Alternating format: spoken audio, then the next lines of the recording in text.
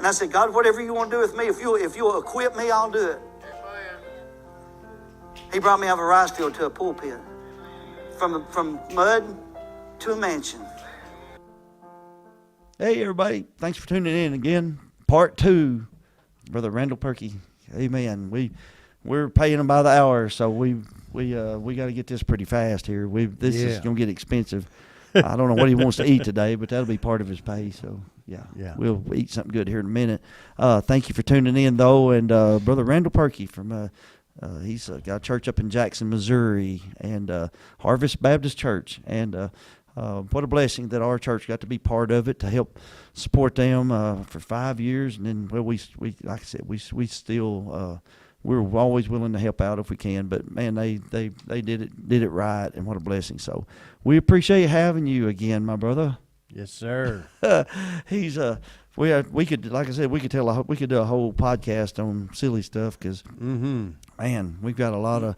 You get Brother Robert in the mix, it gets crazy, and that's all I can say. We've had a lot of fun, man. We play golf together, boy. I mean, I probably when I tee off with a club, I can hit a ball. I can't hit a ball that far, but I can throw a club further than I can hit a ball. Yeah, golf will show you. It will reveal your anger. It does reveal anger. Yeah. I think when I throw a golf club, it sounds like a Black Hawk helicopter, boy.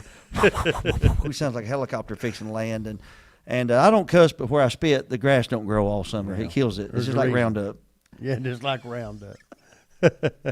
Well, I think there's a story. I think I remember. I wasn't there that time. I don't know how I got so unlucky, but when we get ready to hit, we tell everybody, if there's a lawnmower over, we're like, you may need to clear. And they're like, I'll sit right here. No, you better. And didn't you hit one time, a man and had his grandkid or something in it? Yeah, it was on the tee, and I hit it off the tee, and instead of going up, it went straight. Like a line drive. Like a line drive, yeah. And there was a dad and his son was coming down the cart path, and just so happened that golf ball, that plastic of the bench seat right between them, slammed that thing right there between. Didn't hit them. Oh, I was bounced around like a pinball machine. Oh yeah, I was so apologetic to those men, and he it's all right, it's no big deal. But it was to me. I didn't mean to do that at all. But that just one of the best shots you probably ever hit. It just didn't go up. It went straight. Oh no, it wasn't even on the fairway. It was hard. Boy. It might have been hard, but it wasn't straight. I mean, it was straight to them. So. Oh, and then we played one day, and I borrowed Kirk Shaw's golf cart. Oh no! Boy, that thing would run. I mean, them Shaws, everything runs fast. Oh yeah. But I remember, boy, and you had one of the rent ones. I don't know who was riding with you, but I remember, boy, I'd run off from y'all. Boy, you just couldn't stand it. Randall had this thing. He always had to go as fast as he could. Oh, absolutely. And he'd slam on them brakes and go, every time. You'd want to squall in, run right up to the other golf cart and go, Well, at one time you let her go a little and you hit Kirk's. Too much. Yeah, I don't know if it made a dent or a crack or something small. It was small.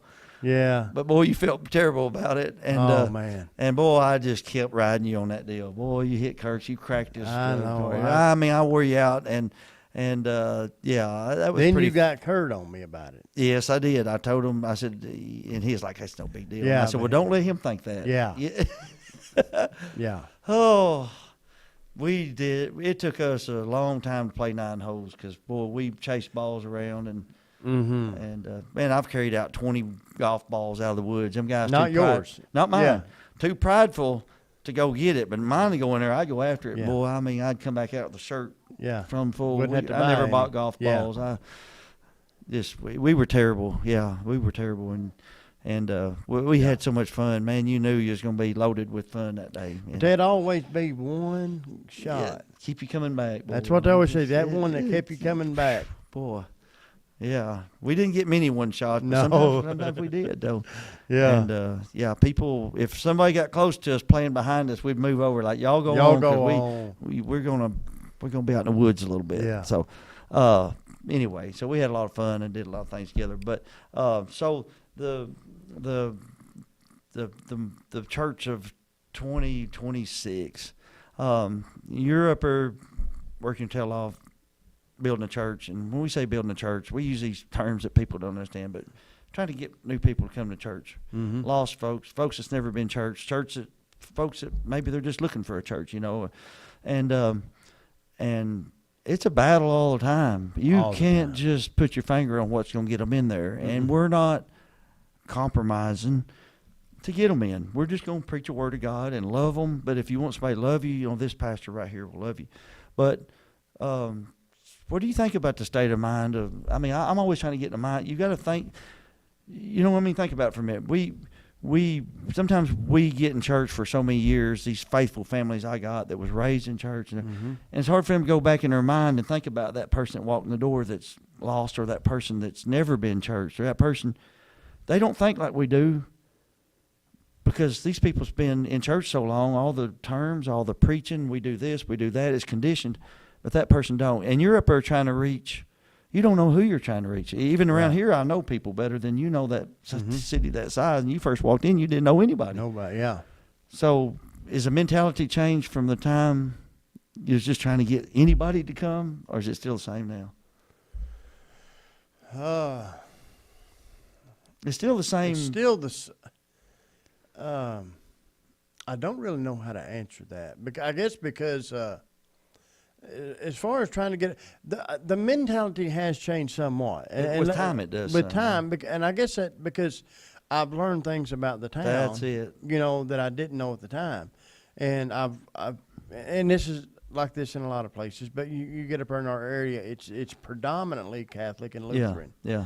And I'm not trying to say. I'm just saying that's what they are. Yeah. And I've come to find out that town, that area it's very religious. Yeah. Okay, their life is not centered around God. It's not about Christ. I mean, it's just religious. It's routine. And they can be Baptist. They can be anybody. But what I'm talking about is what is predominant there. Okay. And now now I know that changes the approach. It's an approach of what kind of area you live in. I mean, what is there, one Catholic church in Batesville that I know of? Yeah. I'm just saying, and I'm sure they'd say the same thing. Man, this is all Baptist around here, or this is all, and it's but this religious. We see it now. I'm not judging anybody's soul, and I ain't judging anybody's, but we'll be known by our fruit, and I know that. But maybe you're looking at different fruit, different way, or looking at different fruit than I am. You know what I mean? So I ain't judging a man's soul. Right. But this society is so, with this technology and all this, people watching stuff like this and watching TikTok and this, and just so much going on now.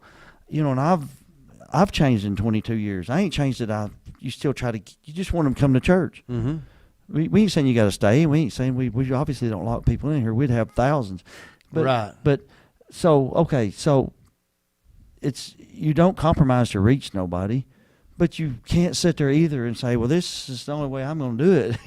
Right? Mm-hmm. But we got to get them in the door, and that's still, I know that's your battle. It's a battle. That is a battle. And I don't know the answers to all of that. None of us do. If you do, write a book. Write a book. I'll sign it. I'll buy it. And and I don't know how deep I go into that, just because everybody's got a different opinion on how you get them in the door. Of course. But I know the ultimate thing. I mean, you can get them in a lot of different ways, but it's how you keep them. I was fixing to say, you can win them with a hot dog, you lose them with a hamburger. Yeah. But you want to, you can get them. You can have methods and all that to help get people in. But I believe. I mean, if the preaching ain't gonna hold them there, that's it. I mean, then it was all about a hot dog. That's all it was about, But if you can get them in there and you can preach to them in some way, take advantage and use that maybe. But it has to ultimately end with that. That person has to grow, and they're going to grow through preaching. Well, it's like I said, if you married because somebody's good looking, it's going to sound silly, but if you married a girl because I like her jewelry or the way she combs her hair, you say that sounds stupid. What I'm trying to make a point is, if you come to a church for the jewelry, the hairdo, the makeup, and maybe even personality, it ain't gonna last long. You better love them. Right. Exactly. And love's ultimately what keeps somebody. Mm-hmm. But we're just trying to get them in the door to expose them to God and the love of God, and to look around and see people that love God. And you if you ain't careful, you get this mentality, I'm going to compromise. Okay, if Maple Springs down here, say, we just decided we're going to start giving visitors a $100 bill, we'd have a bigger crowd of visitors. We'd have a lot bigger crowd. Now, are they going to stay? You say, well, if we can just get them in the door. No, you got to get them in the door that's seek the Lord while he may be. Seeking God. If they're coming here because they thinking they're going to get a better job uptown, or get more money, or get something, they're coming from. It ain't going to be a change in here. Right. And like I said, when you get saved, there's going to be a change in your heart. It's going to change. There's no way you can keep saying everything's the same, because it ain't. You're going to change. Right. And that's. Everybody gets this idea now that church is something different. The church around here, I don't know about up there, a lot of them stopped Sunday night, COVID. They never went back. Yep. And it's because the pastor told them to stay home. Mm-hmm. Yeah, and that's... Think about it. He is the one ultimately stood up and said, listen, we're scared of this, so you need to go stay home tonight. I'm not saying you pastor do what you need to do. Right. But anytime you do two things in a row, that's a habit, is what they say. And you make that habit, be careful, because they might not never come back. And they say, well, you're the one who told us to go home. It's a balancing act. But what I'm saying is, if you don't fall in love with that church, just like I said, just like your spouse, you say, man, we don't always agree, obviously, when we're throwing stuff at each other. We don't always agree when we're arguing. We don't always agree, but you love them. Right. And that's the way church has got to be. You can't, like I said, you win them with a hot dog, you lose them with a hamburger. We can have a big show down here and put on a big circus, and really all you had was a circus. Well, we got them in the door, and all these people got saved. Well, we'll find out.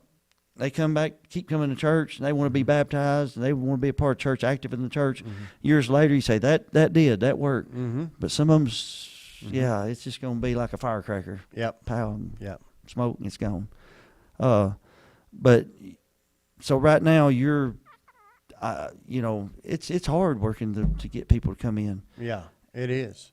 And you've got extra room now, and so you can't use that as an excuse. And no, that's not no and excuse.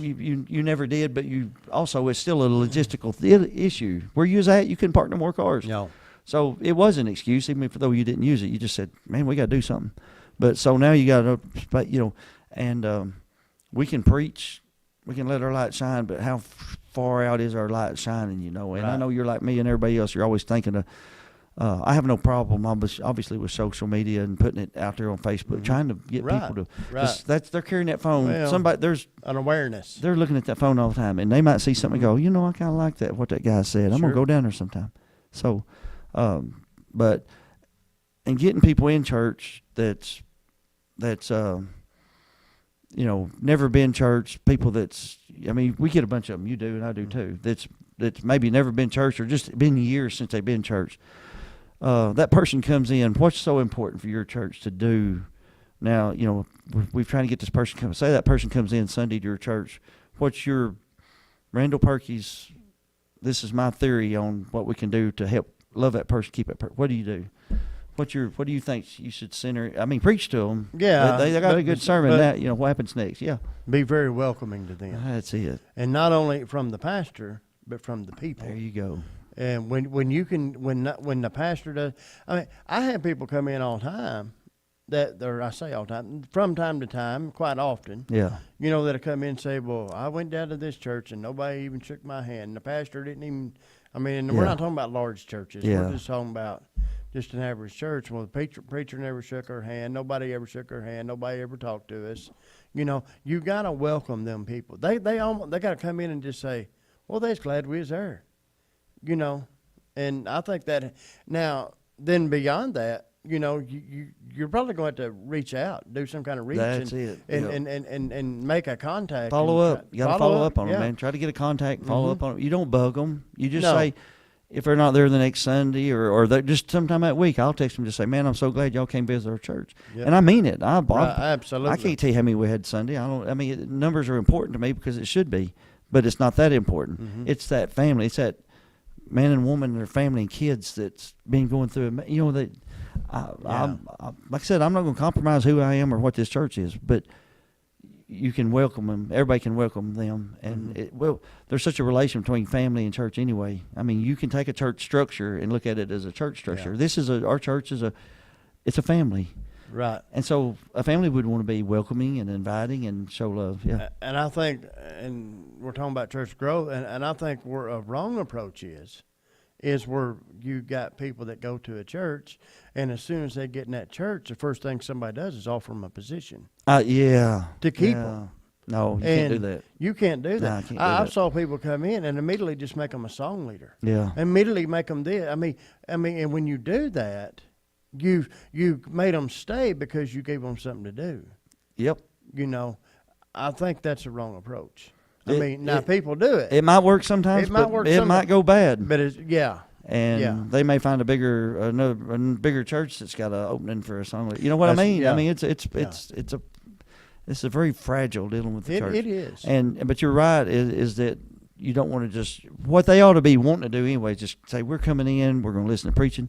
We want to get to know these people. What I and then one recommend. day, God just has the perfect, job for them and in the church. And that's absolutely, that's exactly right.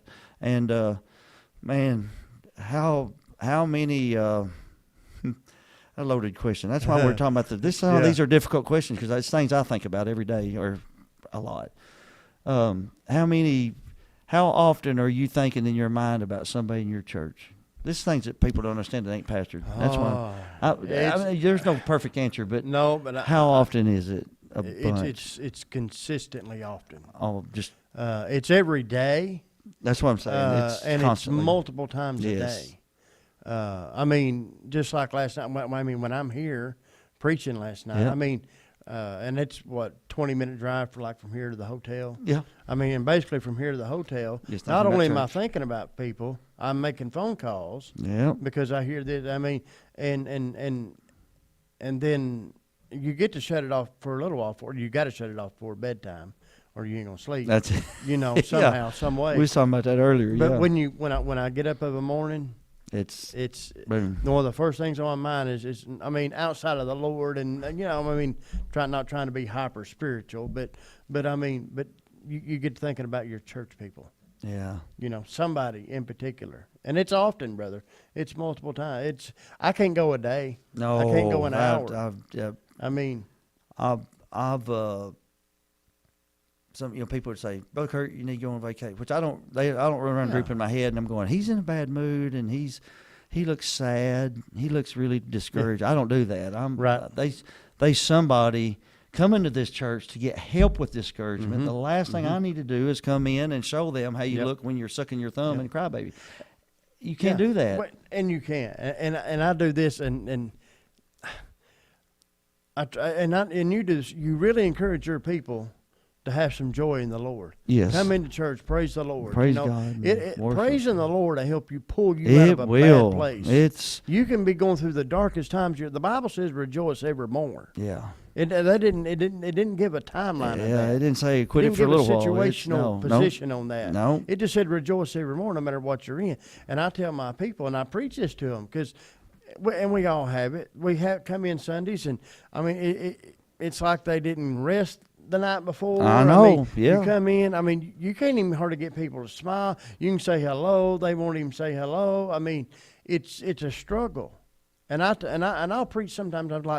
I said, when is the last time you've seen your pastor come in here? Yes, you can. Yeah, having a bad day with my lip dragging the ground, and I said, you never saw it, have you? Because you can't. You gotta, and that's one thing. You gotta. Them people has to know that, man, I know his life ain't as good as as good as what he acts like, and it's not. But my life's good. But you know what I mean. And I've seen it in you. I've seen it in all my buddies. I've heard it on the other end of the phone. We'll do it to each other, but we know that's hurting, and he can't let his people see that. It don't mean you're weak if you cry in the pulpit. No. Get choke up. No. That ain't what I'm talking about.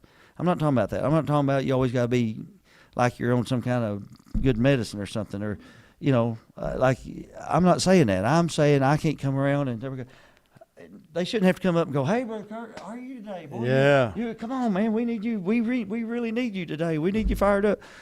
I'm saying that I don't need to walk in the door and they go, "How are you?" And I go, just they ain't gonna ask me if I got any problems because they know I do. I'm pastor, and I'm not beating up being a pastor. I'm just saying the average person in the average church has no idea what a good pastor that's in love with the church. I'm not talking about bouncing around every few years and ain't hooked up with that bunch. If he loves them people, you'll know it. But I've walked in.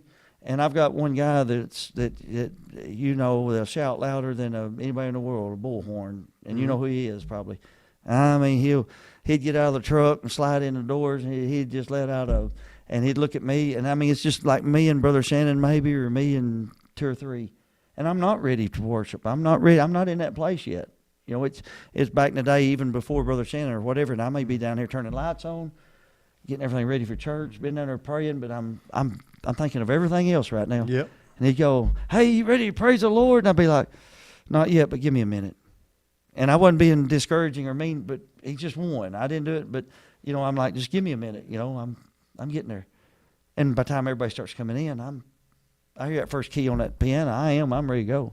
Yeah. But I can't let everybody see me. Nope. Down there.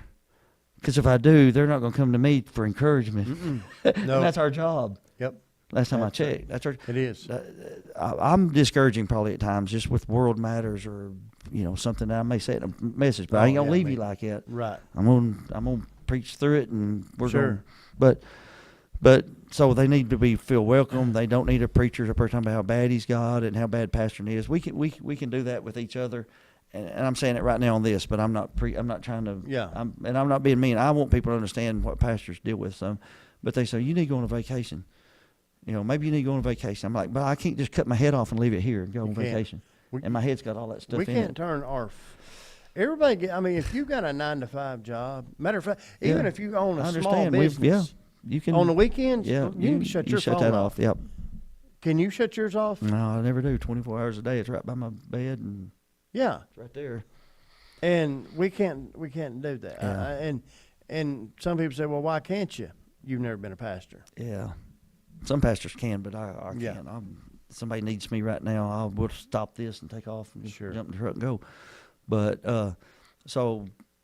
that's just some of the things that and we don't need sympathy. I mean, I don't need sympathy. I need you to understand me. That's it. I mean, I'm so ADHD that I've always told church that if you tell me something on Sunday morning when I'm whizzing here and there, and you're wasting your time. I mean, unless I ain't talking about spiritual or somebody need. I'm talking about, hey, I've got surgery this week, or hey, did you remember to print that off for me? You're wasting your time because I'm hooked. I'm zoned in on, and I'm ADHD, and I won't remember. I always say, text me Monday morning. You won't hurt my feelings. Text me and say, did you get that? I got it. But people don't understand. Yeah, and our church is so good. They understand me better than they used to, and new people may not understand it. But like I said, how often you think about those things, and you see something, you hear something, you think of somebody in church, think, I wonder how they're doing. I've missed them. Send them a text, man. I missed you at church. Hope you're doing fine. That's the only way I know to hit it. People say, why is Maple Springs growing like it has? I go, and I know the obvious is God. Right. So you're telling me that God don't want that church to grow? So you can't just say it's God. Because there's guys doing the same things I'm doing.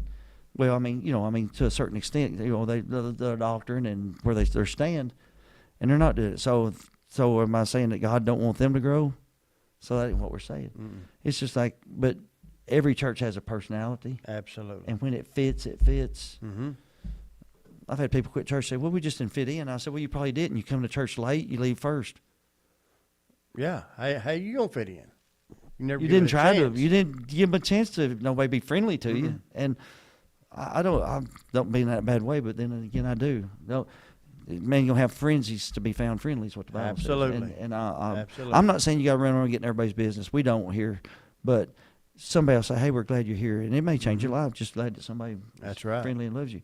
So That's what I said. I'm trying to think of things that we can talk about, and maybe there's not a good answer to none of them, but Right. that's just where we're at. Yeah. But ain't it awesome though? See people get in church and that spiritual light just comes on. They get it.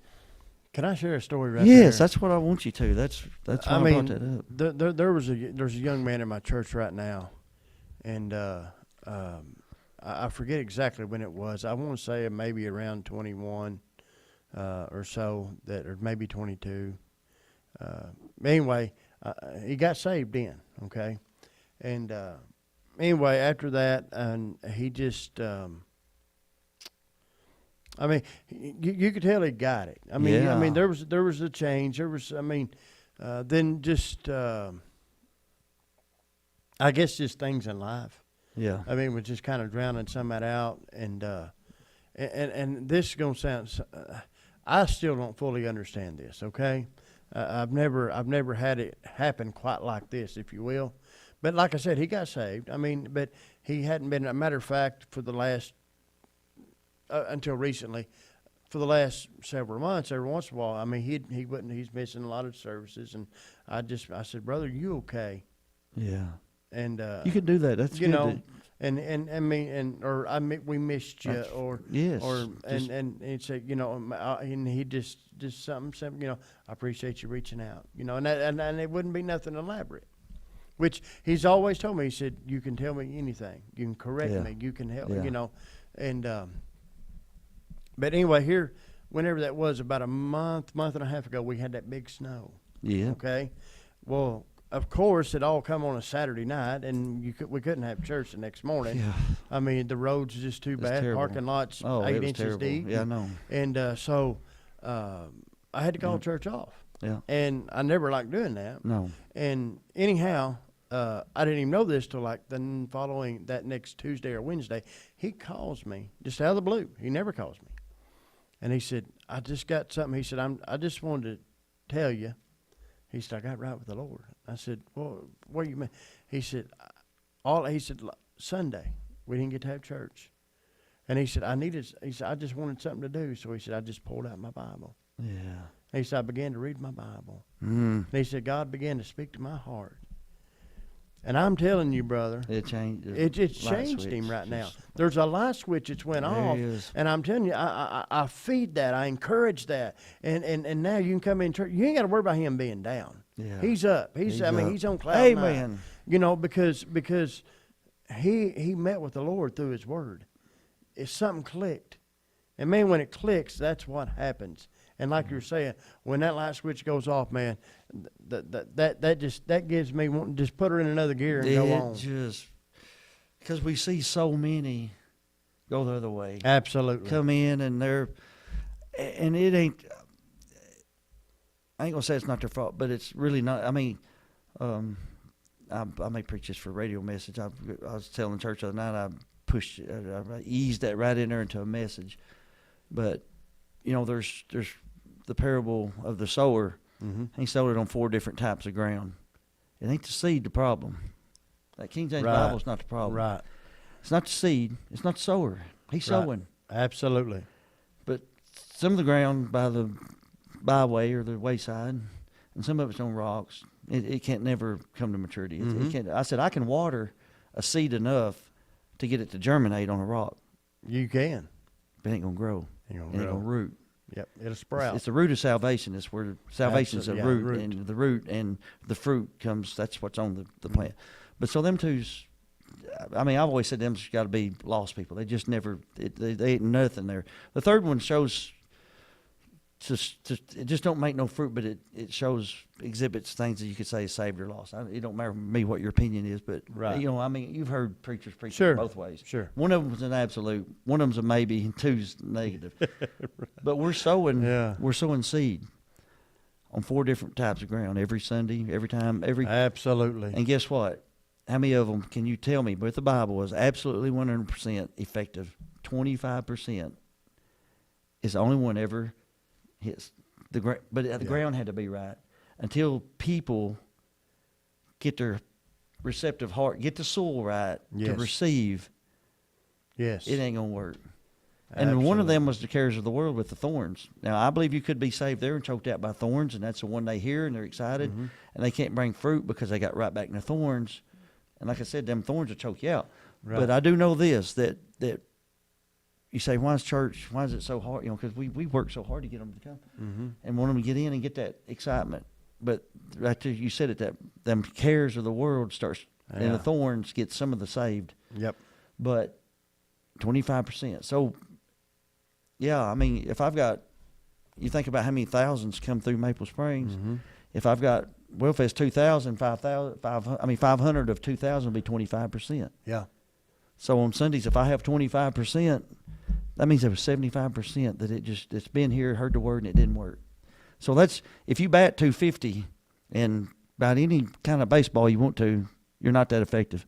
Right. I mean, you're okay, but 300 is yeah. what you're shooting for, Mhm. and above that. What I'm saying, if you want to be an all-star, so, I mean, we're dealing in a business that's hard to prove successful things. Yeah. It's Yeah, hard. it is. Yeah. But you take that 25%, man, and you love them, and you preach to them, and Absolutely. and they go out, and then they start sowing seed, just like you're talking about the salt of the earth. But they go out and start doing their thing. It don't make me want to quit because I'm up against No. 75% odds against me. It makes me want to dig in and Absolutely. break up some new ground. Rack up some new ground. Sometimes you got to clear some thorns out with a dozer and get in there and clear that out and bust up Mhm. some rocks and some hard pan. So we got to clear out some ground. So, but anyway, we're laboring, ain't we? Absolutely. I appreciate everything you do up there, and your people. Your people took on a lot of your personality, and that's what they do, and they know what you want, and it works out real good for you. Mhm. But sometimes I like to watch my people when a stranger comes in, Oh, absolutely. see how they react. Yep. I hope it's somebody comes in wearing a cap, a man with a cap on. Yeah. I do. Just see Yeah. what they know. Don't judge, or see somebody comes in that's a different color skin, from different background. I like to watch them, but I mean, Yes. my church. I got a little bit. I mean, all Diversity, kinds of backgrounds. talent, yeah. But I like to watch it just to see. And man, I've seen some come in that was. I mean, some pretty rough looking situations. I've seen them people walk around shaking their hand. I've had friends that they didn't even know they was my friend, somebody I knew from college or something. And that person be like, man, a lot of your people came around and just said hi and made me feel welcome. I said, good. Amen. That's Yeah, what you want. that's what I want. Yes, sir. So, and your bunch has always been good. They love preaching. So, Yeah. Keep laboring, man. Keep hammering. Yeah, you keep too, plowing. brother. Keep plowing. And we love y'all, and we love what's happened up there. It's amazing thing what's happened up there. And so, hey, if I was anywhere around that area up there, I know where I'd go check out Come on. Harvest Baptist Church.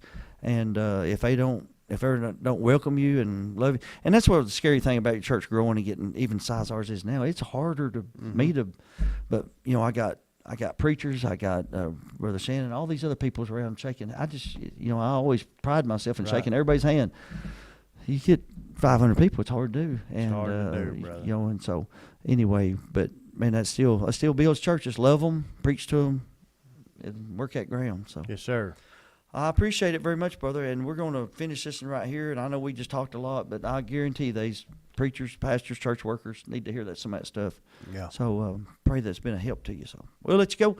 God bless you, and thank you for tuning in, and we'll have some more of these coming soon.